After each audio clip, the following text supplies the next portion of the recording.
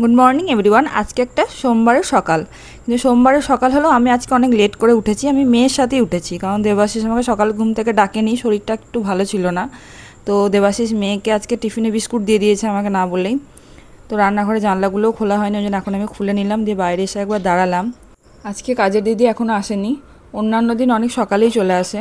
তো দিদি যেহেতু আসেনি, সেই জন্য আমি এই তাকটা আজকে একটু পরিষ্কার করতে শুরু করলাম। কারণ কি এই তাকগুলো না অনেকদিন থেকে পরিষ্কার করা হয় না, আসলে দিদি একদম সকালেই চলে আসে, তো সকালে ঝাঁট দেওয়া মোছা হয়ে যায়, তো এগুলো আর পরিষ্কার করার মতো আমি সুযোগ পাই না।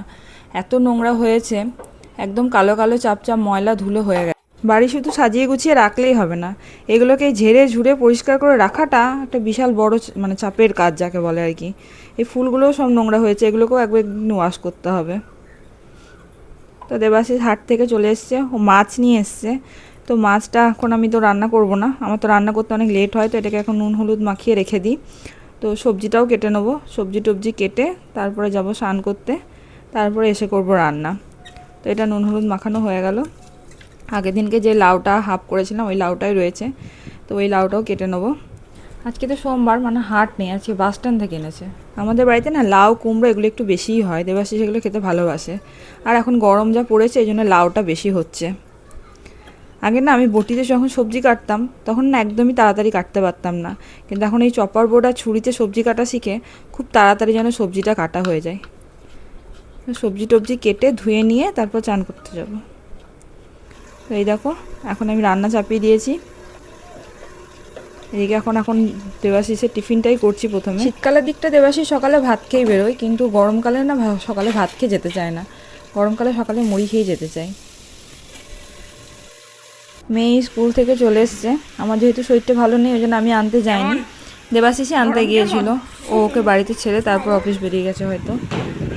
গরমে মেয়ের তো অবস্থা খারাপ, চোখ মুখ লাল হয়ে গেছে একদম। যা গরম পড়েছে, এই ছোটো ছোটো বাচ্চাদের আর কি দোষ, ওরা তো এমনিই ছোটাছুটি করে স্কুলে বেশি, ওই জন্য বেশি হাঁপিয়ে যায়। গাছ থেকে দেখো লেবু নিয়ে এলাম, কারণ কি গরমে আমার অবস্থা খারাপ, তো একটু শরবত খেতে হবে। আর গাছে লেবু ধরেওছে প্রচুর, তুলে তুলে না খেলে তো শেষ হবে না। আর ভাত খেতেও এখন অনেক দেরি, ওই জন্য ভাবলাম একটু শরবত খেয়ে নিই। এখন বাজে সন্ধ্যে 7টা, এই মেয়েকে নিয়ে পড়তে বসিয়ে ফেলেছি। মেয়ে এখন আবার সেই বাংলা পড়তে শুরু করেছে। ওকে বাংলা যতই পড়ানো হোক, ও বাংলায় একদম অষ্টরম্ভা। হ্যাঁ, কিন্তু কবিতাটা ভালোবাসে কবিতাটাকে। তো আজকে একটা বাংলা কবিতাই স্কুলে পড়িয়েছে, তো সেটাই আবার আমি পড়াচ্ছি। নে এবার কবিতাটা তুই বল, ও কবিতাটা বলি। পাকা পাখি সুকুমার রায়। আম পাকে বৈশাখে, কুল পাকে ফাগুনে, কাঁচাই পাকা হয় পোড়ালে তা আগুনে, রোদে জলে টিকে রং। পাকা কই তাহারে, পাকা কই তাহারে, ফলাটি। ফলাটি। তো কবিতাটা 8 লাইন দিয়েছে, কিন্তু ওর এখনও ভালো করে রেডি হয়নি, ওই জন্য আর বাকিটা শোনালাম না। ও পুরোটা ভালো করে রেডি করুক, তো বাকিটা আবার বলবো একদিন ভালো করে শোনাবে। যত গরমই হোক না কেন আমাদের বাড়িতে বেশিরভাগ রুটি হয়, রুটিটা বেশিরভাগ আমিই ভালোবাসি। তো আর মেয়ে ভালোবাসে, মেয়ে সবই খায়, মেয়ে মুড়িও খায়, ভাতও খায়, রুটিও খায়, মেয়ের কোনো প্রবলেম নেই। আমারই মেন প্রবলেম, আমি রুটিটা বেশি ভালোবাসি খেতে। আর দেবাশিসেরও তাই কোনো প্রবলেম নেই, ভাত রুটি মুড়ি ওকে যা দেবো। তো রুটি হচ্ছে, দেবাশিস ভাত খাবে অবশ্য, আমার আর মেয়ের রুটি হচ্ছে। এখন বাজে 9টা 15, তো আমি এদিকে রুটি করছি, আমার রুটি হচ্ছে, এদিকে দুধ গরম হচ্ছে, আর এই যে মেয়ে অনলাইন ক্লাস করছে।